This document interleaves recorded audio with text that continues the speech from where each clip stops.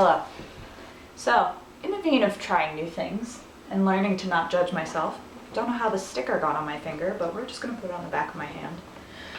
I got a bunch of fabric from Joann's, and we're gonna try to figure out how to make some dresses and some nicer shirts, because I don't really have many of either of those. Because like most bodies, my shape changed, and then it changed again, and then it changed again. So now really all I have is all black, shout out to all my musicians out there, or winter clothes. So come on this journey with me to try to learn new things and figure this out. Here we go.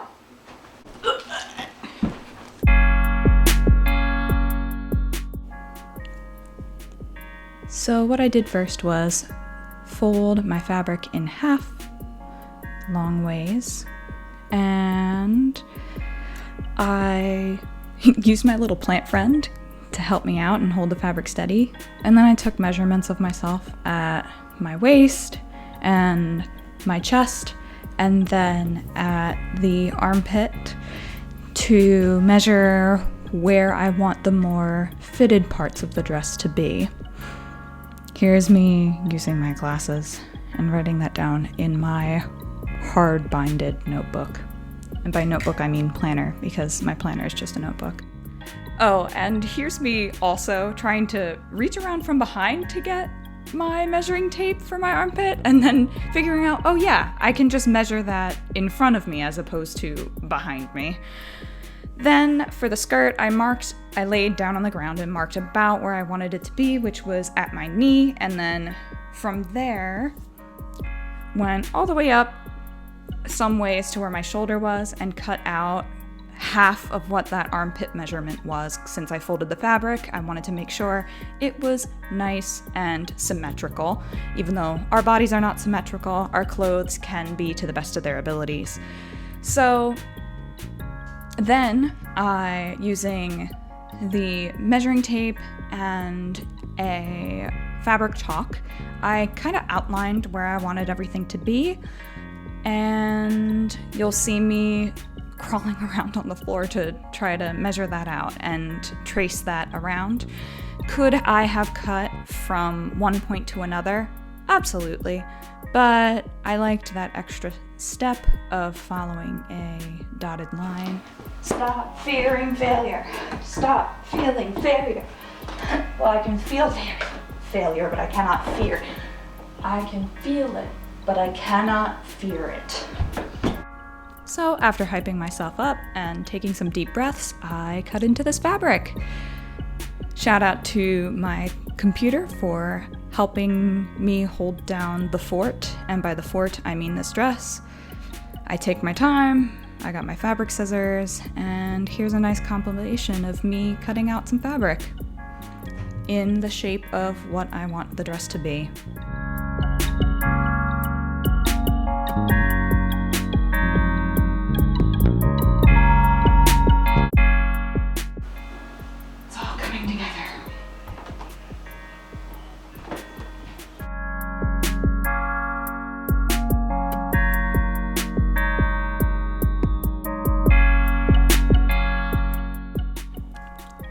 I started off with the back instead of working with the front because I couldn't decide what the neckline should be. But you'll see what it ends up being later. But for now, I've chosen a cowl neckline. And on to the sewing, my favorite part.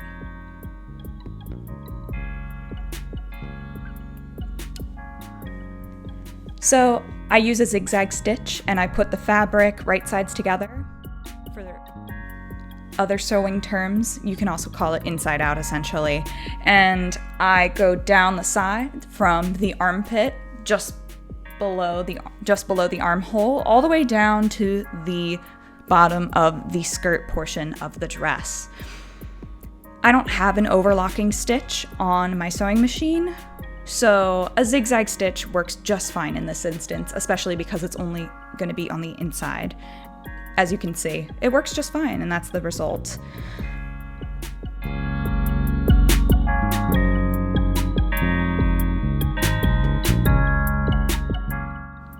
if this is your first time sewing a dress just like me, especially without a distinct pattern to follow, a zigzag stitch and a straight stitch are perfect to start with a new sewing machine user or fabric. Especially in the instance of loose fabric like this, make sure you test on a piece of scrap fabric before you start. It took me about 5 different adjustments at least of these different settings to make sure I got it just right by the time I got to sewing the dress itself.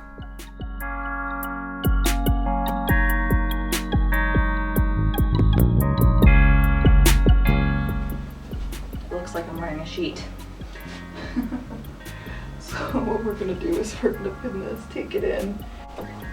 Yeah, we're gonna take this in and then work our way up from there. And now we edit the shape. So as you can see, I have a huge flap of fabric at the top of the dress, and underneath, if you could see, in between the dress and my crochet t-shirt rug. Let me know if you want a video tutorial on how I made that. It has saved me from many pointy, painted, nasty projects over the years.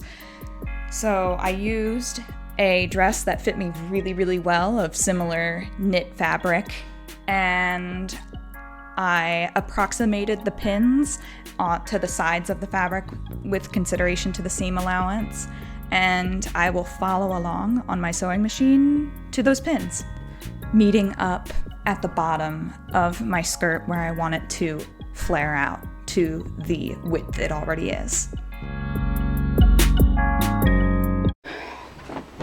Okay, much better. Much better. I took a lot in. You can see the fabric bunching up on the sides here, but maybe I'll turn this into a pocket. Ooh, pocket. Otherwise, would say this is much better. I'm gonna bring it down, the neckline down a little lower, just because I think this, I associate personally high cowl necklines with like winter, and this is definitely not a winter fabric, even if it's Elsa's color, but even she lives in the summer, so let's get started. So this is how the new neckline turned out. Please ignore the mess of my house and my fiance's reaction to video games in the background.